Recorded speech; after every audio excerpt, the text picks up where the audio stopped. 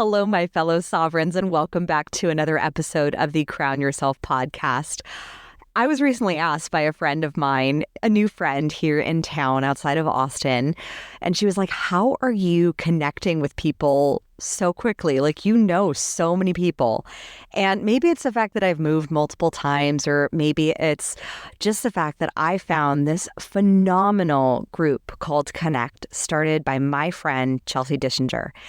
And because of that group, I remember the first time I attended one of Chelsea's Connect meetings, which are in her home, and it was 50 people showing up. I was amazed at how many women were there, and we all got together and talked and shared vulnerably some stories, and Chelsea gave a beautiful lesson about habits and being able to see which habits you either want to purge or which habits you either want to do a fast with.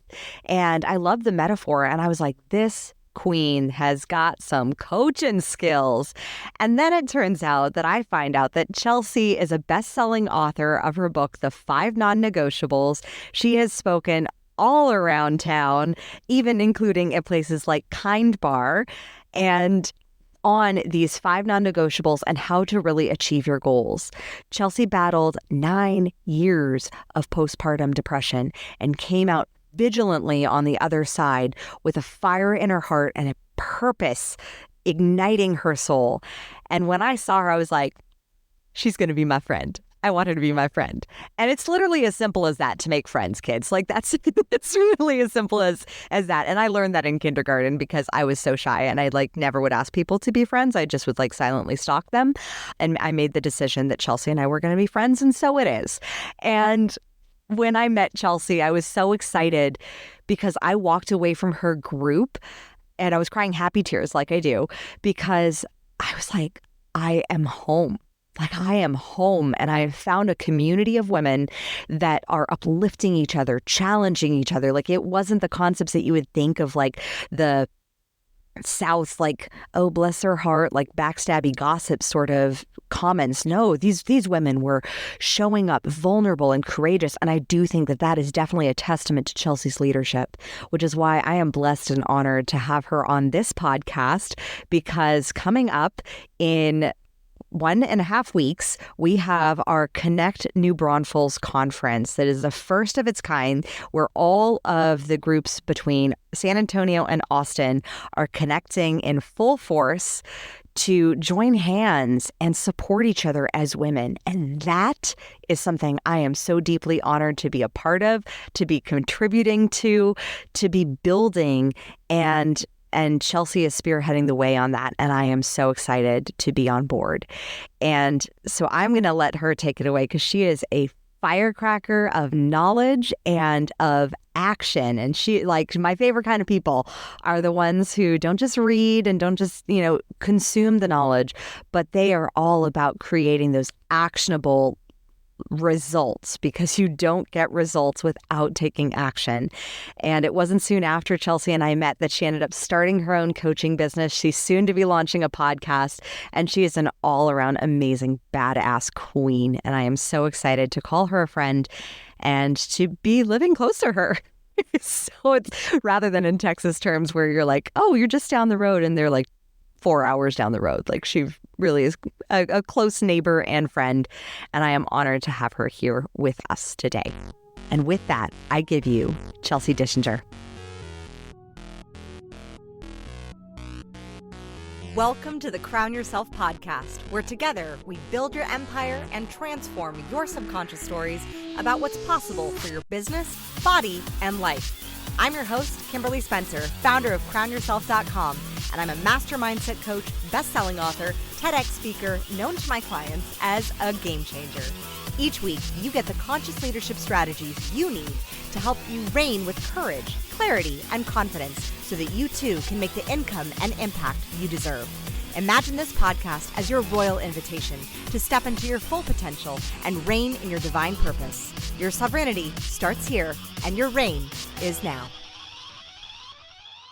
Chelsea, I am so excited to have you here on Around Yourself. And I want to dive in immediately into you went from postpartum and really struggling with postpartum into now building a coaching empire, writing a book, launching your first conference that's like this just radical transformation.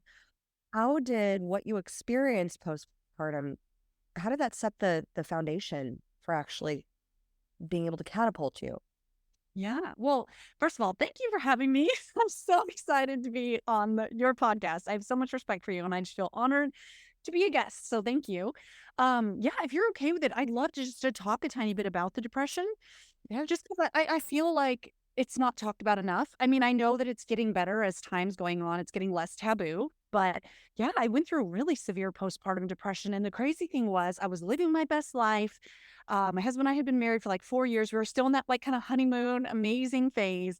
We were pregnant with our first. I went to the hospital so excited, so expectant. And then I literally, after Jordan was born, it was a hard delivery. I just didn't feel right.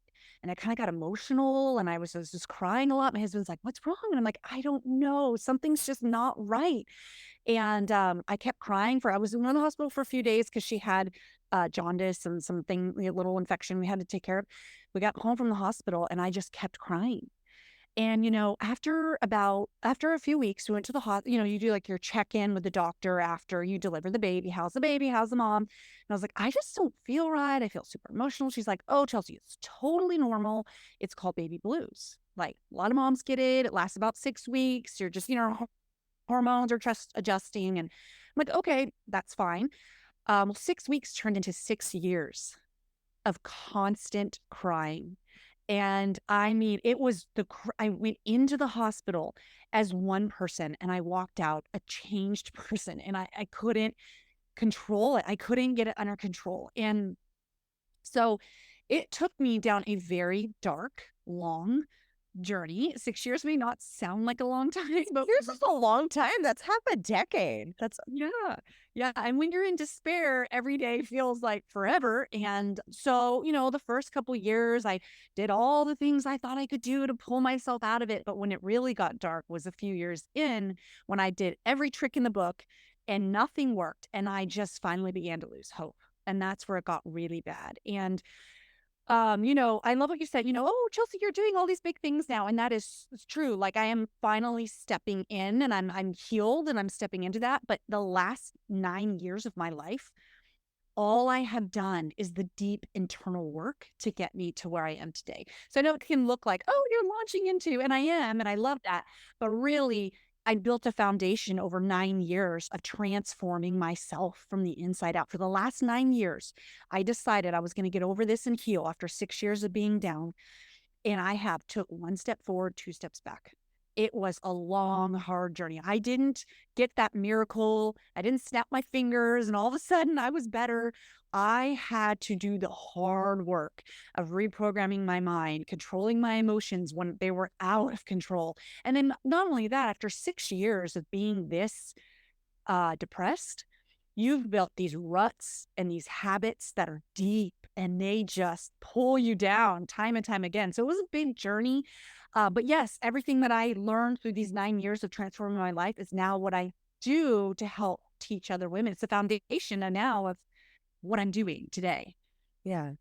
So when you think back to because you say do the work, and I know that you and I are both very much believers in like putting things into action and getting into action and doing that work. But so many people ask like, what work? Like, what is that work? Like, what is that deep internal work? Because it's not something that's seen necessarily externally. Yeah, no, that's good. Gosh, the deep work is the hard stuff that sucks. So it doesn't sound very, very deep. But it's so funny. We try to make things so much more complicated than they are. The truth is, I had to take 2 negative thoughts I had that day and turn them into positive. and do that for a few days. And then I had to try to have 3 positive thoughts that day. Like that was the deep work. It wasn't, I mean, yes, I did counseling and all, I believe in all that stuff. I love all those things. But a lot of it was I had to literally just decide, like, I need to change the way I'm thinking. So I'm going to write down the new thought. And every day I'm going to say that thought to myself, even though I don't believe it, even though it's hard. And it was honestly consistently showing up for myself in the hard things. That's the deep work, is consistently showing up in the hard things. Yeah. And they're simple, but they're hard. It's so hard, especially when you're facing yourself. Because I have a theme that I really live by, and it's like that which is unconscious, that which is conscious manifests happily, and that which is unconscious manifests unhappily. And those things that are like deeply unconscious when they're manifesting in your external circumstances, where you're like, oh my gosh, like I feel so angry at my kid, or like I feel so angry at this thing that's happening, and recognizing like, oh my gosh, that's me. Like, how is that me? Like, how is that what I'm projecting out into the world? How is that a reflection of the things that I need to look at within myself, that I need to heal, that I need to shift? So that's the magic of the mindset alchemy, in a way, of doing that work. Was there any question that you ask yourself regularly? Because I know Richard Bandler, the founder of NLP, and Tony Robbins has said this too, that your life is determined by the quality of the questions that you ask. And I found that those who have been able to successfully transform their mindset from such a dark place tend to not necessarily ask the question of like, why is this happening to me? Because that just sends you down the rabbit hole of spiraling. But is there a question that you regularly ask yourself that allowed you to kind of pave the way to new answers? Well, this may not sound super deep, but I think a question that really made a shift for me was, before I started making a change, I kept thinking like, God, do a miracle. God, heal me. God, if you made me a mom and you knew I was going to be a mom, how could you give me this deep, depression? How could you make me struggle so much in motherhood? Like, why did you do this to me? Like all those kinds of things. And do a miracle is what I was asking for. And finally, all of a sudden, one day I shifted to, God, what can I do to get out of this depression? And that question was powerful because it allowed me to recognize that I have responsibility. It's a partnership here. I can't just sit back and pray for a miracle. What can I do? And that's when it shifted from, why am I going through this? Why do my circumstances suck? How could this happen to me? And being a victim, to becoming a warrior in this battle against depression that was taking over my life. And I said, no, what can I do? And that's when I said, well, I can change my thinking. I could get a little more control over my emotions, and I started that long, hard journey. So I think that was a powerful question for me. Yeah, because that's actually a space where you actually take ownership and are actually able to create change. Yes. And as you're moving through shifting that question, what was like the next step? So as you started to change your mindset and asking a new questions and looking at how can you take that personal responsibility, like what were some of the habits that you realized that you were stuck in, those like deep depressive habits that you actually recognized could be transformed, transmuted, changed? Yeah. Well, I learned a lot of things, surprisingly, especially now that I'm out of the depression phase. A lot of successful, strong, like type A driven women have all come to me and said, I went through depression, because we're perfectionists and because we have this expectation for our life. And a lot of depression is unmet expectation causes depression, right? And so we have these expectations, these standards, and then when those aren't met, we get depressed. We're like, I don't know what to do. We feel hopeless. We can't change it. And so, a big change for me was just coming face to face with the fact that life isn't always going to be the way I want it. And that's okay. That I can't control everything. That I don't have to be perfect to be a good mom. That was a part of my depression. I put so much pressure on myself to be this perfect mom and have everything right. And I would overwhelm myself. So it's so easy to overwhelm yourself with that. Like, gosh, I know. Yes, I had unrealistic expectations for myself, for my motherhood. One of the powerful things I started doing, though, was moving my body. That was one of the first things I did. There's something about moving my body and getting into the gym. And, it was funny because I made all these excuses why I could not move my body. I was like, oh, we struggled. We were very, very financially strapped when our kids were little. And so my brother was obsessed with CrossFit, and he made this deal with me. He said he has this big company that actually promotes CrossFit and stuff. So he said, "I'll pay for your CrossFit membership if you will go, because I know you're going to love it." Because I was a college athlete and I love sports, but I hadn't worked out in like 8 years. And so I said, okay, fine, because I didn't have money for a gym membership. So I was like, okay, I'll do this. Well, I started showing up at the gym, but I would go because I was in a bad mental place. I would show up 3 days. I wouldn't come for 3 weeks. I would, show up and half-ass it, and then I would do really good, and I was just this roller coaster. Like everything else in my life was a roller coaster. So I would start blaming. Well, CrossFit's not for me. Well, I don't really like it. Like this isn't the right thing. And what's funny is I had every resource available to me. And if you really look honestly at your life, how many times do you have everything you need, but you're just not showing up consistently? I had all these workout clothes just catching dust. I had my brother paying for my membership. My kids were in school. So I had like a 6-hour time period. I got in any class during those 6 hours, right? Like I had everything I needed, but I wasn't showing up for myself. And that's why that question of what can I do? And the answer is show up for yourself. It's like, but that's hard. Like, I don't want to do that. I just want to sit here and make excuses and, but unfortunately, that's us so many times in life. I mean, look at us. We're American women. I mean, I don't know, you may have international audience, but I mean, we have almost everything we need to succeed between YouTube, our internet, the computer, our resources. But we're sitting here and we're being mediocre because we're not showing up for ourselves in the simple things. Like just go to the gym. Everything else is handled. But why couldn't I do that? Right. And that was a big battle, was learning to show up for myself. Yeah. Yeah. And it's funny because I see the parallel to business as well with the showing up to do the reps.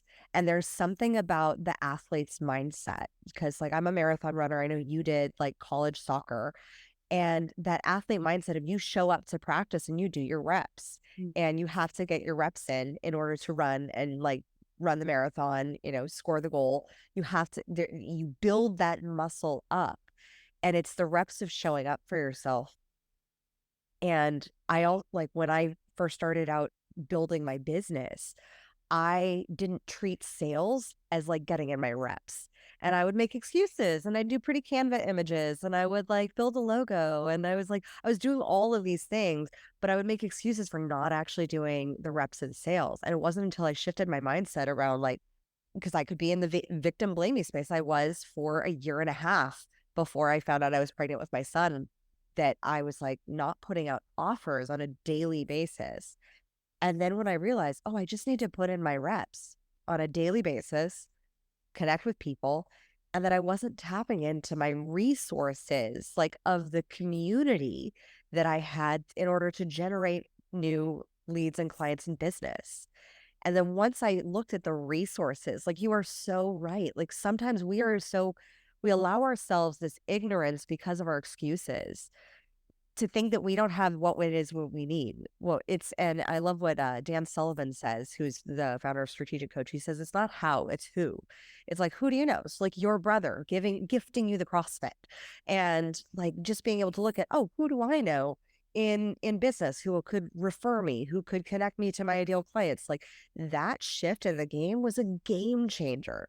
And so looking at how do you tap deeper in to the resources that you already have, because that's where the scarcity mindset really comes into play. Mm-hmm. Yeah, I love that. And you're right. It's showing up for yourself. And in business, I see this all the time with entrepreneurs because we're our own boss, right? So we can look at our list for the day and we can say, oh, these are the easy things. These are the things I'm good at. These are the things I like. But are we really showing up for ourselves? Or are we just, putting in our time, busy work for the day? And then we can say, oh, I showed up today. Are you need to really ask yourself, am I showing up well for myself? And when it comes to resources, what I have learned in life is you have to start with what you have. If you want more, you got to start with what you have. Sometimes as entrepreneurs, we will sit back and just, well, someday when this comes or when I have this money, I mean, I'm just getting started and I don't have a billion resources. So what will I do? I will go online and I will get every single thing I can get in my price range and I will learn it. And then guess what I will do? I will go apply it. And then by applying that, I will make the money I need to level up to the next coach or the next opportunity. We got to stop sitting here just waiting, oh, well, one day. No, today is the day. Today is the freaking day. Show up for yourself, use what's in your hand. And once you do, more will come. And I love that because I remember you telling me that you had the desire to start do the conference. And then you're like, I'm doing it. And I was like, okay, let's go. Like, let's do this. And that tenacity that comes from the decision. And because you mentioned that with postpartum, you had to decide to think those new thoughts. Did your athletic background prepare you to make stronger, bolder decisions, like more embodied? Because that's just kind of, when you're on the field in soccer, I mean, I played it briefly when I was 6 years old. But like when you're on the field, like you have a split second to make a decision to know who you're kicking the ball to. Do you see any correlation to how your athletic mindset of like what you trained to do has showed up for you and how you show up for yourself?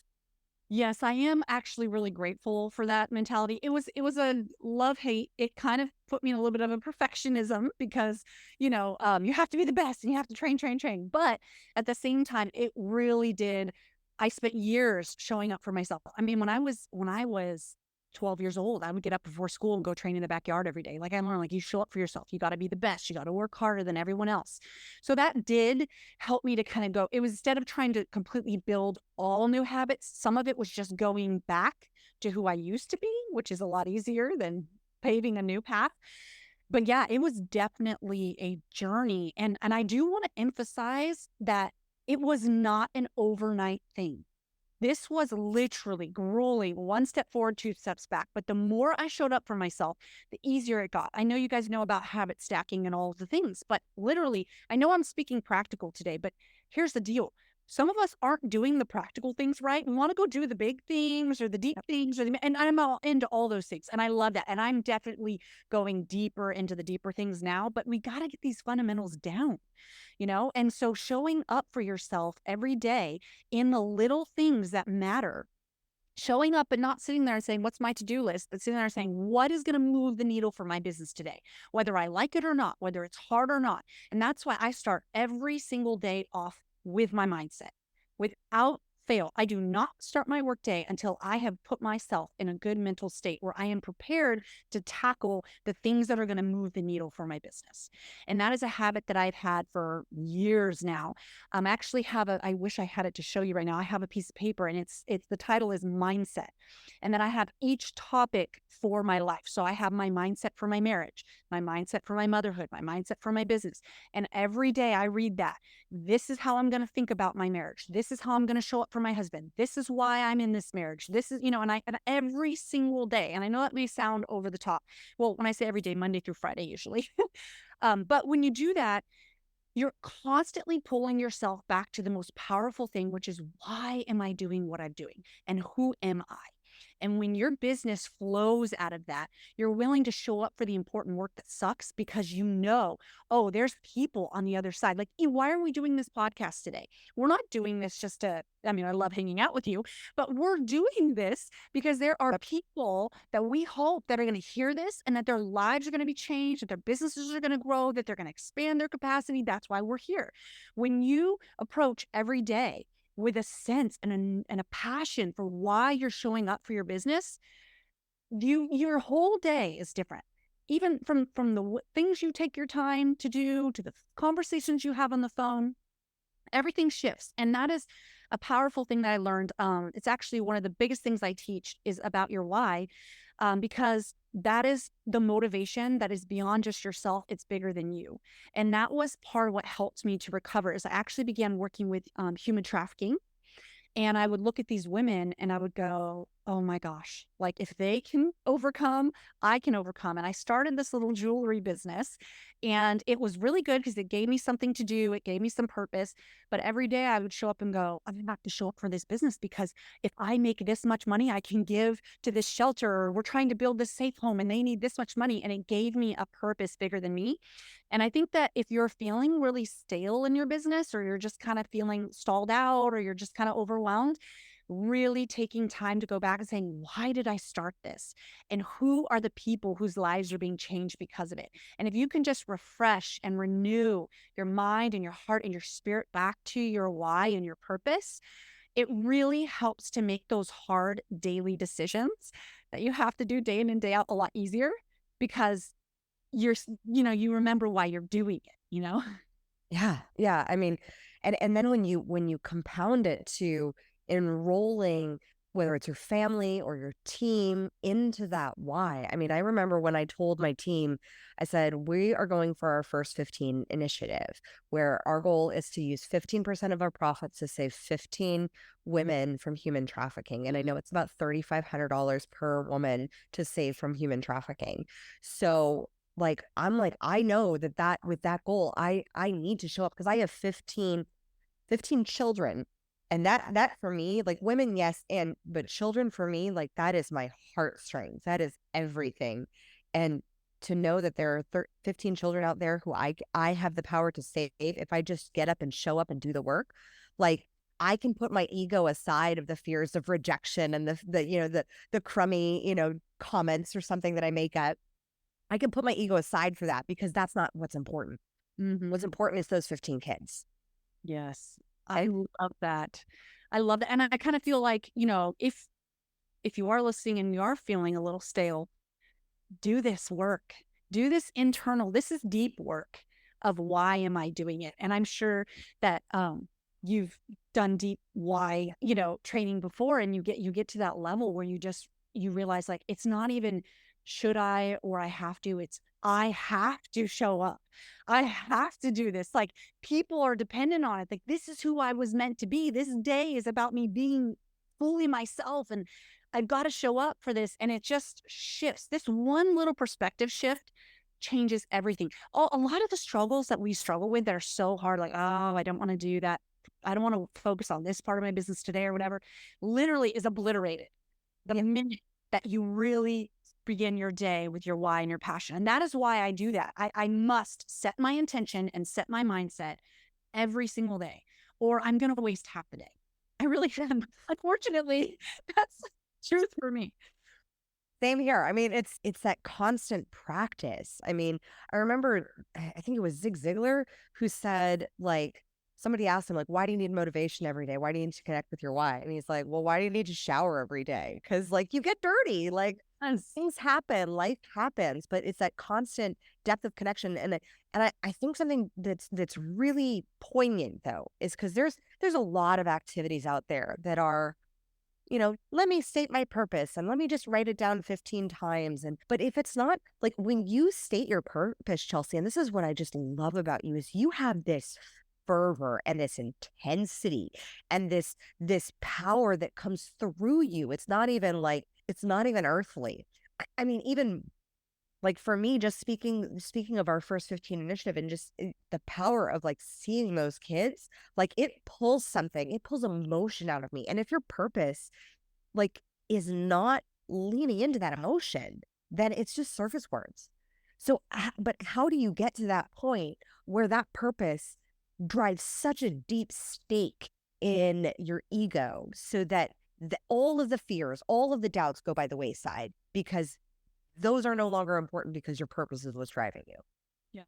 Okay. Are you ready for this? Let's go for it. Let's do it. Do it every day. I know it doesn't sound special, but how did I develop a why with such passion and such depth? You know what I did is I reprogrammed my mind to have powerful neural networks that are connected with my why. So what did I do? I started out with why. My why was basic. Yeah, sure. When you start with your why, you're not going to wake up and just feel all the roses and petals. And this is what happens. People quit because they don't get what they want immediately. This is what I'm talking about. Showing up consistently. I know that sucks, but here's how it works. I literally wrote my why, and the beginning was okay, and I didn't really know it. And as I started reading my why every day, then when I started reading my why every day, you know what happened? I'd be scrolling on my phone, all of a sudden see like how to get a deeper why. Like, you know how it's just crazy how things start, like that you never saw before. It's like you buy a new car and all you see is that car, right? So all of a sudden I'm seeing all these things about why. So then I'm reading articles. And then I learned about this exercise of how to go 7 layers deep with your why. So then I did, you ask yourself, why am I doing this business? And you have your first answer. Well, usually your first answer is very surface. That's all I had at the beginning. So then I went down deeper, then I went deeper, and I just went down deep, deep, deep until I got to a really powerful why. But then the power wasn't just the fact that my why was powerful. It's the fact that your brain assigns the most priority to the most emotional things you think about. So the more emotion that you have, the higher your brain prioritizes that thought. So I began to, as I did it day after day, and I put emotion into it, and it got deeper, it got more emotional, the brain literally began to create these neural networks that were powerful and strong and full of emotion and full of passion. And I've done this every day for years. And it's evolved over time. That is how you create a powerful why. You wake up every day and say, I am living this day on purpose, for a purpose. This day matters. I'm all in. This is why I'm showing up. And you do it every single day. That is, at least for me. I've never had some magic thing where that's the thing. I've never had the magic thing, nor have I ever seen that magic thing. I've never known anyone to have, it's so, social media is such an illusion. It allows us to think like, oh, they just woke up one day and had manifested everything. I'm like, you don't know how hard the past 7 years that you didn't see behind the scenes. Yes, That's oh, go ahead. I was just going to say, because you have to create in your mind before you create in person. But what happens is creating in your mind can feel boring. It can be hard to get the distractions down. It can be hard to discipline your mind. It can be hard to show up every day creating in your mind when you don't see it manifesting in person. But the people who get the dreams and desires of their heart, the people who have a business that stays purposeful a decade later and don't burn out, are the people who take the time to do the mental work and show up for themselves consistently. That's just, you can't get away from that. I'm sorry. That's how it works. When you say oh, and I've had a lot of people say, oh, Chelsea, I can't believe all these big things you're doing in the past year. And I'm like, you didn't see 9 years of overcoming day after day after day. Why can I help you? Why is there authority and power in my words when I speak them? Because they aren't words anymore. They're who I am. They're what I breathe every day. They come out as a piece of me because I've done the work. And we want to overcomplicate it so that when we have excuses that we have to have all these special degrees or talents or, no, honestly, most of life is showing up for yourself in the hard things, And I think, take me back to when 9 years ago, or when you weren't clear on what your purpose is. I don't think you were thinking of a giant conference or, a book or, a coaching business. So where was your purpose then? And how did it evolve into what it looks like now? What changed? Did it just deepen? Yeah. Well, I wanted to be an author since I was 10, I believe. I used to write, I used to sign, in my journal, I'd sign Chelsea, and then underneath I'd put author, how people put CEO or whatever under their name. And I think that part of my depression was when I got depressed, when I had kids and I got depressed and I felt like my life was over and I was never going to reach my goals. I was never going to be anybody. And I got into this really victim mindset. And so I think a big, really my first reason was my kids. The only reason I didn't actually kill myself was my children. I was very suicidal many times throughout the process. And it was my kids. It was because I love my kids and I didn't want to leave them. Although I felt like they were better with a different mom. I genuinely thought it won't even matter if I kill myself because I'm a horrible mom anyways. And like Michael could find someone so much better. And so I was in a really bad place. I think though that my kids kept me from killing myself. Then I think doing the human trafficking stuff was a gift to me. I thought I was saving them, but they saved me. Yeah. Because I didn't have the discipline to actually run a business. And I would say it's probably more of like a hobby than a business. It wasn't like some big business, but I started showing up for things and creating and being creative with designs and just slowly blossoming a few of those gifts that have just kind of died inside of me because I was passionate about helping these women. And so that was very helpful, finding something bigger than me and a purpose greater than me. That was the beginning stages, I think, of blooming slowly, but Yeah. but surely. I think like as that was pulling out of you, as that I there's a great book that I just read. It was from like the 1960s called Seed Money. And it's like when you don't know where to start, you start planting seeds. And then you till that, you prepare that soil, and that is what starts to blossom. And so the seed of giving, how has generosity played a role in your path to healing? Yeah. Well, a big thing that unexpectedly is, just kind of fast forwarding to this season was I moved here to New Braunfels and I didn't know anybody.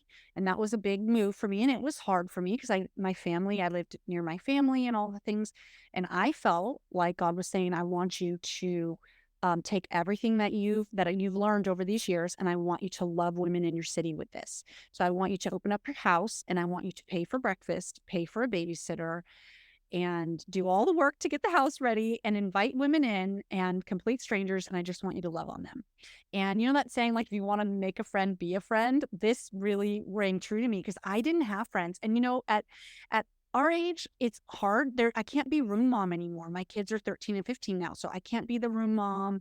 The campuses are so locked. I can't even go on campus and meet the other moms. And it's just hard to make friends. And I felt like I'm in this new city. I don't know anybody. How am I going to do this? Well, I opened up my door and just began to plant seeds into women and love them. And next thing you know, this group just grew and grew and grew and grew till now we have over 2,000 women. And it's just been an amazing, I learned the value of loving. I mean, these women would show up at my house and I would feed them, love them. I'd teach like a short little 15-minute thing. And then we break up in small groups and talk. And then I would take them out for coffee. And I'd listen to their stories and I'd make sure they were seen and heard and loved. And I just invested and poured into every woman that came through my door. Now there's too many to do all of with everyone, but I do the best that I can. And in return, I have so many incredible friends who never would have been in my life if I hadn't been willing to plant seeds. And I do think sometimes as entrepreneurs, we make it all about us. And I don't mean that because we're selfish, horrible, rude, mean people. You know what we are? We are ambitious. We have a goal and we are overworked and we're stressed out. And so it's all about us just surviving, us just building, us just. And you get these like blocks, these like laser beam focus on a goal, and suddenly like friendships kind of goes up in the rafters. And it's easy to do. And it's not because we're bad people. It's not because, there's nothing, I wouldn't say we're selfish, but sometimes we get that way as entrepreneurs because we're obviously ambitious and we've got a vision. And sometimes I love that you asked this question because it's so important. Sometimes we need to plant seeds into others. And again, your business can be a way you plant seeds into others if you approach the day remembering why and who it is you're reaching and not getting caught up in the weeds of the work and forgetting the end result of the people you're impacting. That allows you to plant seeds and take your business to a level. I mean, you think about it, dry cleaners down the street, like they're just going to wash your clothes and give it back to you. But what about the dry cleaner who's like, I'm here to make you look fantastic for your interview. I am here to give you the best looking clothes for your work day. Like there's just, you would approach the day completely different, It's a complete energy is everything. Like it is the energy and the intention that you're bringing into it. And I love what you said about pouring that into your business and having your business also be the seed of generosity. Doesn't mean you let down your boundaries. Doesn't mean you don't charge for your services and know where your line is drawn as to what you give away for free and what is paid. It does mean, though, that with those that you do serve, whether they're just in your community as free members or whether they are in your their clients and customers, you serve them with the biggest heart and the best of your ability, and you pour that energy into them, and then from there meet the standard of what they expect, and then maybe go a little above and beyond, but not obviously queenly, holding your boundaries as well of like where the line is drawn and understanding and being able to hold the space for the conversations, those challenging conversations that may come up. But when does generosity go overboard, if ever? Well, you know me, this is a bad question for me because I'm just going to be fully transparent because that's just the way I am. I definitely can get into the overgiving. So I am totally not an expert at this, but yeah, I do think that I'm just going to be honest. It's something that I'm really learning a lot about right now. And actually, Kimberly, you're teaching me a lot about it. And I appreciate that because you're constantly challenging me to charge what you're worth and to show up well. And I am trying to, because I have, we were just talking before we even went live on here. Yeah. Get 50, 80 messages a day from women because my group is growing and I'm doing all these different things. Hey, I need this, I need that. And I'm starting to get to a place where I can't respond and answer to everybody. And I've got to try to set up systems. And I think that is important because if you burn yourself out, if you aren't running your business from like within, if it's not an overflow of who you are, then it gets stale, dry. It bleeds over into your marriage. It bleeds over into your parenting. It bleeds over into your sleep at night, and it just begins to become toxic. So I do think it's important. I love what you said about, say that again, about your business being the seed of giving, right? Like the purpose of your business is the seed of giving. Whatever you said, I loved it. And that's true. I think a lot of your giving can be through your intention of serving your customers well. It doesn't always have to mean giving everything away. It can mean over delivering for the clients who are paying for you and serving them well, not always giving something away for free. I think that's a huge differentiator because also when you see that giving something away for free, I always use the metaphor of like, you ever go to a conference, speaking of conferences, and you get that free goodie bag. And like, do you put that goodie bag on your nightstand and you like look at it every night? You're like, oh my gosh, I'm so grateful for this goodie bag. Like, oh my, like I cherish this goodie bag. This goodie bag is going to be passed down to my children. No, like half of the stuff you throw away in the trash.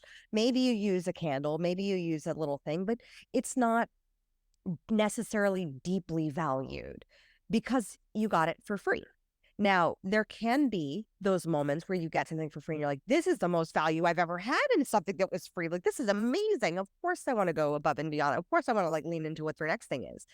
But if you're giving away those things that are, especially when it's in regards to your time for free, always, you're going to be depleted because there's a reciprocity of giving that happens. And there's also the practice that I've had to learn myself of the practice of receiving the money, being able to receive and being also able to know that if that person is not paying for their services, like which they may need to do, like I'm doing them a disservice actually if they're not paying. Mm-hmm. Yes, especially in the coaching space. Yes, because if people don't invest, then they're not going to be invested in showing up at the meeting, showing up well. If they're like, man, I paid for this, I got to be all in. And, you have important work to do with them and they need to show up intentional and ready to receive. And they're less likely if they haven't paid for it. So I do think that it is important. Like you said, you can give, but if you're going to give anything, you always give your best to the people who are paying. You can over deliver and give them incredible value and get paid for that. Yeah. And as you're giving, something I've realized is, doing my connect meetings that we do in our group, that's great, but it takes a lot of extra work. I have to go collect chairs from neighbors. I don't even have enough chairs anymore. So I have to go borrow chairs from neighbors and go collect it from them every week and then go return them. I have to clean my house. I got to call and make sure the babysitter can show up. I've got to go to the grocery store and get the food. I got to plan what we're going to talk about. I got to write out the questions, which is great. I'm happy to do all that, but takes time from my work. Right. And so what was nice is being able to start coaching and charging for coaching. I'd now hired a housekeeper. So I'm not cleaning my house the day before. The housekeeper's cleaning the house before. Mm-hmm. That gives me a lot more time to give to my Connect group, which is free, that I pour into because my coaching business is paying for a service that I need to give me more time to give. So there is importance that you are having that balance. You want to continue to give, you also have to continue to receive. There's a finite amount that you can give in time and energy. So, I'm actually able to give better because I'm charging for my coaching than before. Yeah. Yeah. I mean, I love that you brought up that example, because and then not only that, you are supporting another woman in another way by paying for her or him to clean your house, by paying for the housekeeper, that is supporting them. I mean, when I started hiring team, and I realized my team, one of my ops manager, Marie, she's so amazing. She has 4 kids. My job, it changes the game for how you show up for people when you accept that responsibility. And that's why when I work with a lot of entrepreneurs, when they're in the solopreneur stage, and I was the same, I was this way, when I first started my coaching business, because I had come from an e-commerce company, and I was all, it was president before, and now I was I'm CEO. And I remember I had a Pilates client, because I was doing both at the same time. And I showed him my new business card, and they said CEO on it. And he goes, CEO of what?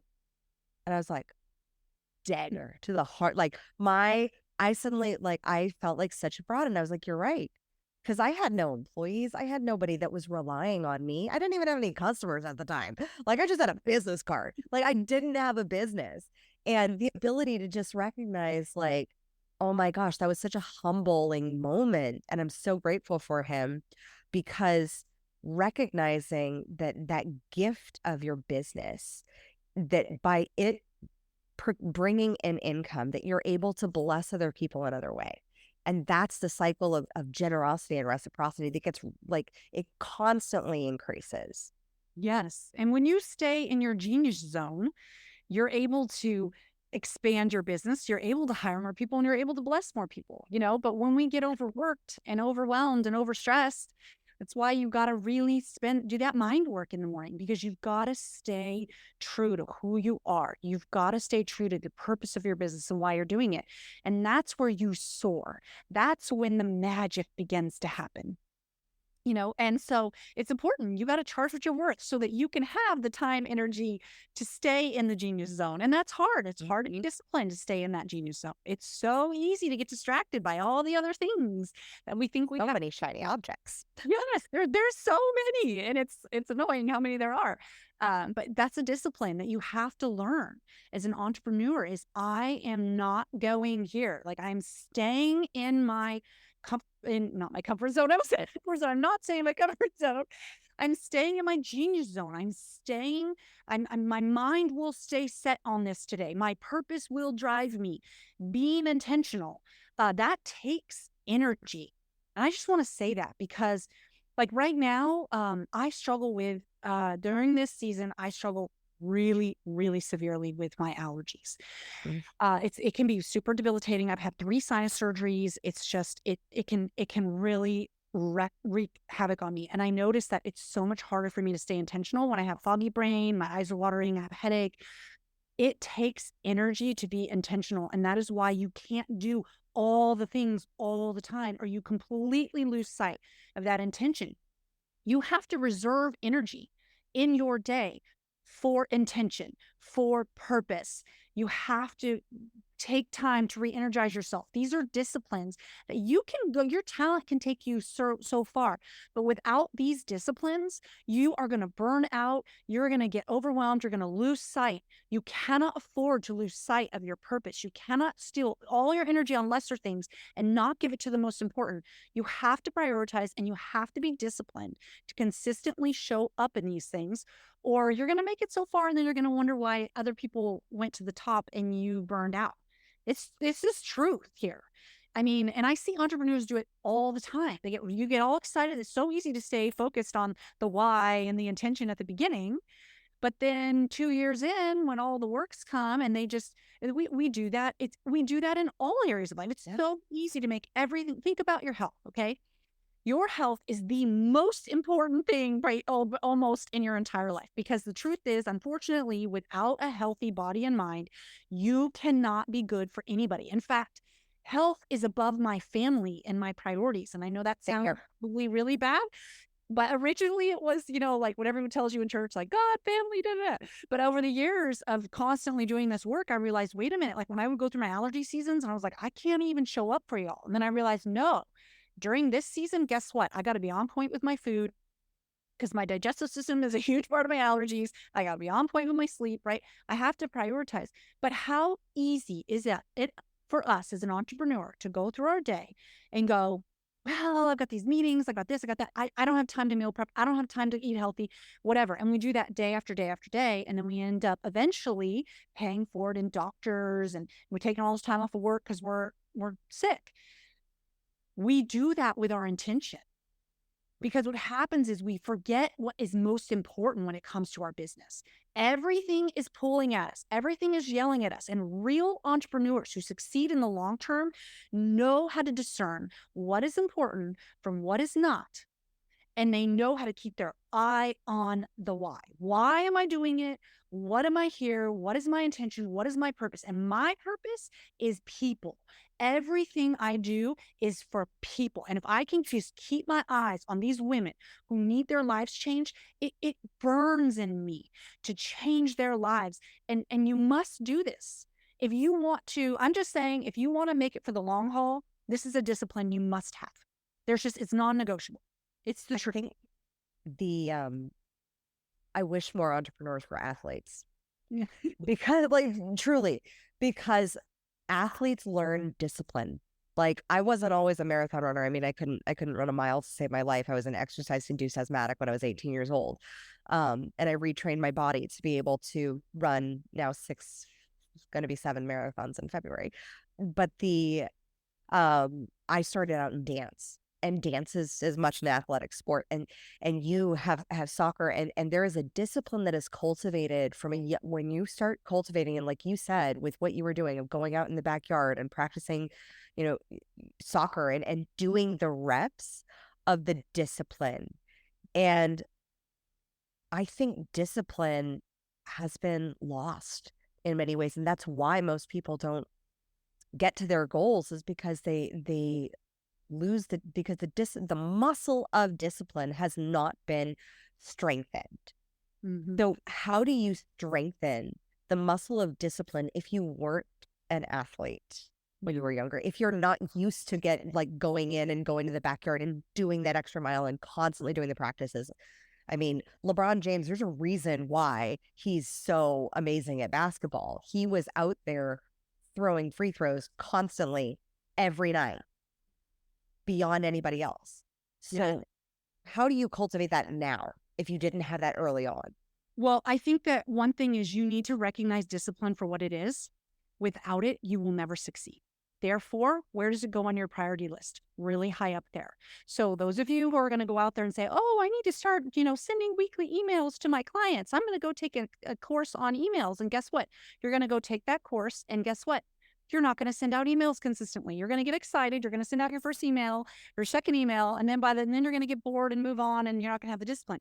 You just wasted all this time and money trying to do this email thing. Well, you know what you need to do? You need to stop right now, and you need to figure out how to get disciplined. Whether that's what I do. I coach people in showing up for themselves. That is what you do. Get a coach, get an accountability partner.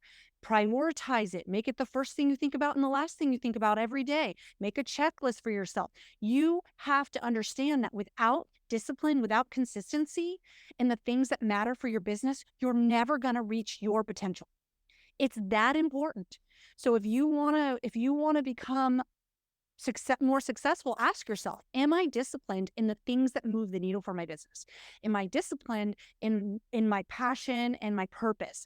And if you're not, stop adding more stuff that you're not going to show up for, and get discipline as a priority. Learn to show up well. And I mean, discipline is the path to success in many ways. It'll lead you, as you are disciplined and showing up, it'll lead you to that person you needed to meet, that coffee date that was a game changer for your business. It's showing up consistently. I know I keep saying the same thing, keep consistently saying this. But it should, like, what a demonstration to the power of consistency and repetition. Yeah. Like, even if you are saying the same thing, it's by saying it in a different way and saying it how you're saying it, it's actually demonstrating the principle of which you preach Mm-hmm. Mm-hmm. by Yeah. preaching the principle because consistently. And in that space, I got to ask, how did you discipline yourself to write a book? Oh, that's a hard one because book writing is hard because I didn't have a publisher. So I didn't have like, oh, you need this by a certain date. This was totally all me. And I'll tell you what, when I first started, I thought I'm never going to have the discipline to finish this book. That was a belief system that I literally had. It took me maybe 3 years, I would say, probably 3 years in total, because I would touch it and walk away. Like everything else, this is what I did. I'd get it on a little kick and I'd go and then I would drop it. And becoming consistent at the gym finally was a game changer for me. That's when I kind of had a breakthrough that helped me. And then also something about starting my day and exercising also kind of set my day up well. So that was what I did is I got a hold of my first minutes of the morning.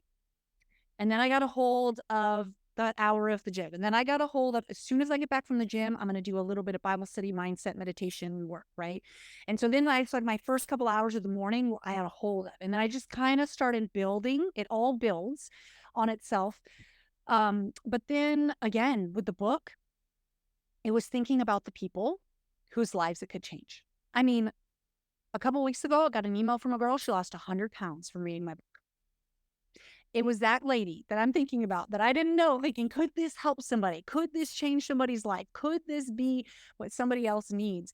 And so that, I think, is probably what gave me the motivation.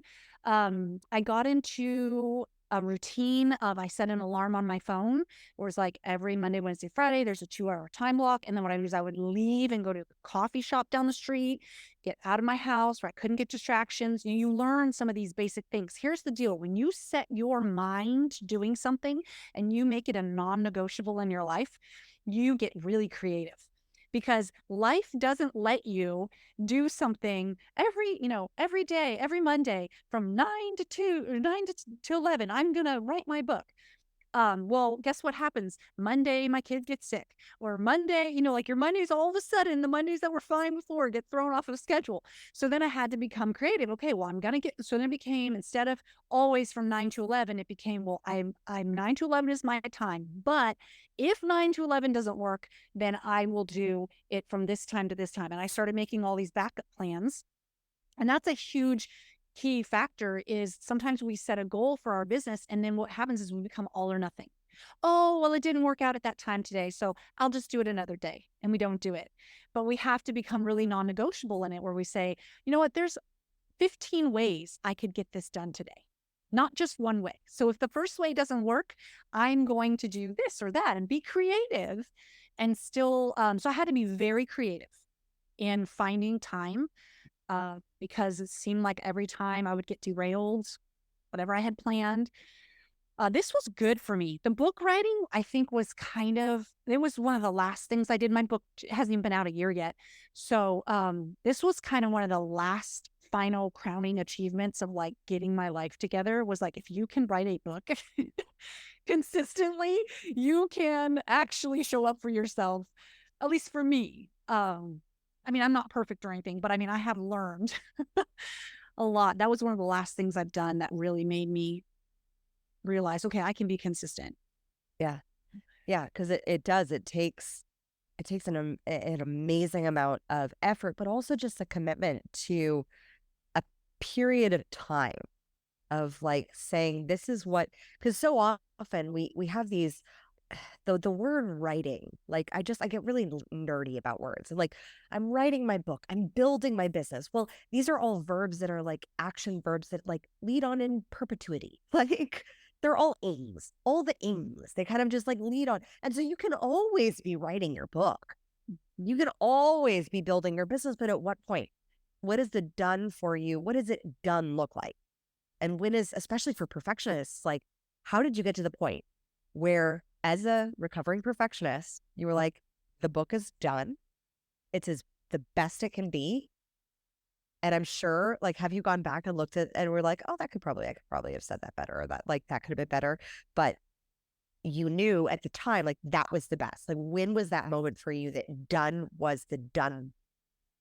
Yes. Okay. Well, a couple things. One, it was very scary to release it into the world, because I know it's like, first of all, I didn't have, like I said, I didn't have this, big, company behind me. I hired an editor who had written books, and she's a professor. But, again, so I was I had to overcome, like, you have to be willing to suck in order to get good.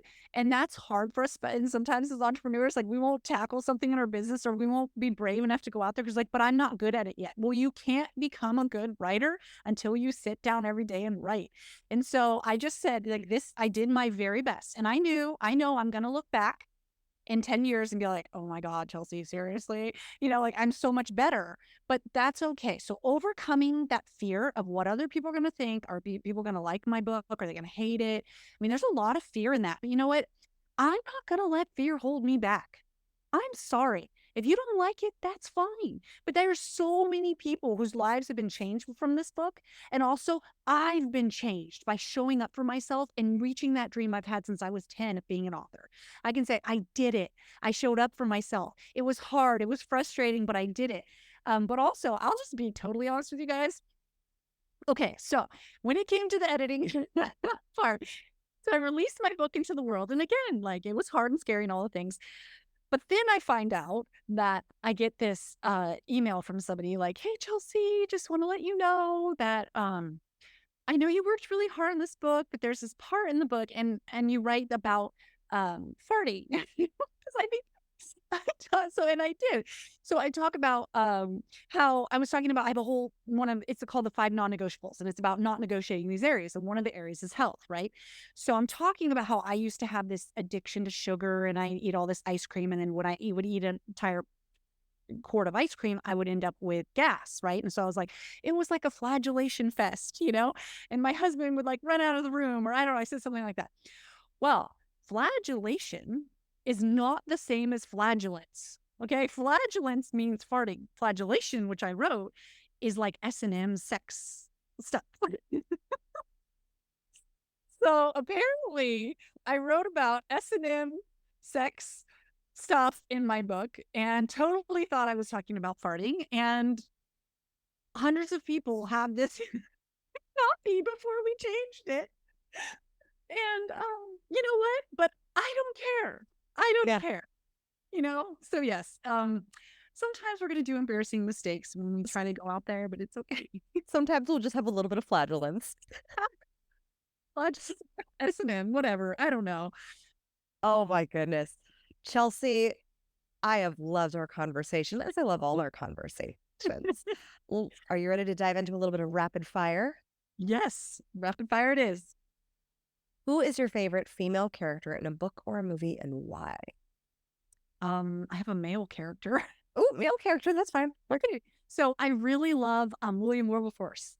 And what is the movie? It is, he frees the slaves. He wanted to be a pastor, and then God told him, no, I want you to be a politician, and I want you to end slavery. And for 20 years, he went every year to the Senate and whatever they have in England, their political people, and tried to fight. And he finally freed the slaves. And I don't know. I love his story. I went to England and went to his grave. So I'm inspired by him. He showed up every day and fought a fight that he had no chance of winning. And it's a beautiful story. Oh, I love that. I want to know what movie that is. We will find the movie and we will list it in the show notes.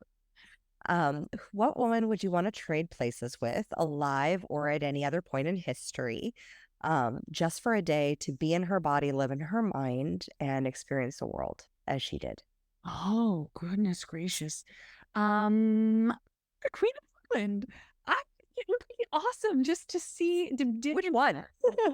the leadership. Like, how does she run all this stuff in the country? And I think that'd be kind of fun. I mean, she's passed, but I think that would be amazing. Yeah. What is your morning routine to set you up for an epic day? Starts with movement, getting my butt in the gym. Then we kind of talked about this. I have mindset work that I do every single day, which includes Bible study, prayer, and then I read out my whys and my purpose. And I have this whole thing I read every day. And then I usually start my workday after a healthy breakfast. That's like a good morning for me. What is your evening routine that sets you up for the morning?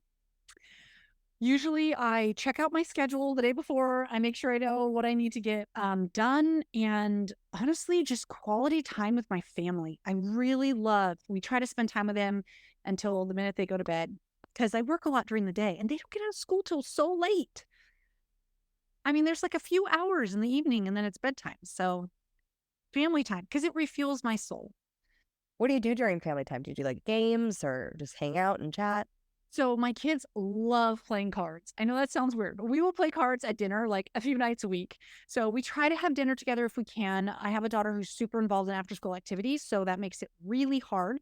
But if not, then as soon as I get home with Reese and all of her activities, we just spend time together, play games, we sit on the couch. Last night we watched the presidential debates together. We watched like a replay of it and we talk about all the things. Just being together. Really, yeah, sometimes we'll go for a walk, we'll take the golf cart out and go drive around the neighborhood, whatever it is. We just don't really have a big thing we're trying to accomplish other than just being together and talking about our days. Yeah. Yeah, I love that. Family time is the best. I love being able to just have dinner time around. And it's like one of the things that I found that I just absolutely love being here in Texas is that so many people really, truly, deeply value that family time. I saw the same thing in Australia as well, of just like they work to live, not live to work. And it's a big difference. What do you define as your kingdom or queendom? Oh gosh. Well, myself, I guess. Like I take full responsibility for myself. I take full responsibility for who I'm called to be. I was created for a purpose, and I will say, 3 months ago, I have my biological dad passed away, and he was a druggie. And every day since I was like 8 years old, literally, I had prayed and prayed and prayed for him to get off of drugs and find his purpose and find his life. And he never did. And I think that was biggest part of my grieving was grieving like an unanswered prayer. Like I really, really believed and hoped for him. And so that's become even bigger purpose in me is I am going to fully live my purpose. I own this day. Every day is my kingdom. I own it. I'm going to take over it. I'm going to do all I'm called to do in it. I'm not going to waste my time and my energy. So I don't know if that's what you're looking for, but that's my kingdom. It's beautiful. And lastly, how do you crown yourself? Oh, probably by showing up for myself. It's not just in like, me time, but it's showing up well and all the time of the day. Giving myself every minute, whether it's working or with family. I crown myself in every moment when I step boldly and fearlessly into my purpose and I'm all in. Like that is one of the biggest blessings at the end of the day when I'm like, dude, I showed up well. Even if it sucked or was hard, I showed up well for myself and my family. Beautiful. Chelsea, how do we contact you? How do we work with you? And what do you have coming up that we can join in on? Well, we have a conference coming up. So I'm so excited. Our very first conference on Friday, October 20th. I have a book. It's called The 5 Non-Negotiables, and you can get that on Amazon. So if you're interested in taking your life to the next level and all the things we talked about, consistency and discipline, I have whole chapters on those in the book. So that's probably the best way to get a hold of me is check out my book, or I have a website, chelseadischinger.com. Check out all the things. Amazing. Chelsea, it is always a pleasure. I am so excited for the Connect conference. I will be there. So make sure that you get your tickets. We will leave the link in the show notes if you feel like popping down to New Braunfels, which is outside of Austin, to come in and come connect with some extraordinary women who are choosing to up-level their lives. And I just want to say, Chelsea, I am so grateful to you. And when I moved to Texas, I found your Connect group and it lit my soul up.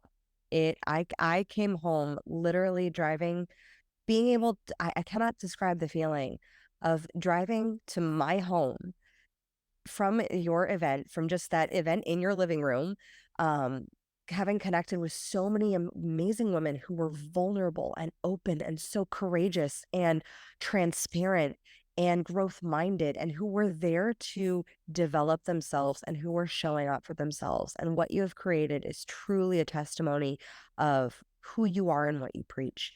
And I am so grateful that I am a part of your community and that I get to be contributing to the success of the Connect Conference. So thank you so much for coming on this podcast and for all that you do in this world. Oh, well, thank you for having me. I feel the same way with you. I can't believe that you are my friend and that we get to do life together. It is amazing, and you are a blessing. And thank you for having me today. Absolutely. As always, my fellow sovereigns, own your throne, mind your business, because your reign is now. Thank you so much for tuning in today. If what you heard resonated with you, be sure to subscribe and start creating a bigger impact now by sharing this with a friend. Just by doing that one simple act of kindness, you are creating a royal ripple to support more people in their sovereignty. And if you're not already following on social media, connect with me everywhere at crownyourself.now for more inspiration. I am so excited to connect with you in the next episode. And in the meantime, go out there and create a body, business, and life that rules. Because today, you crown yourself.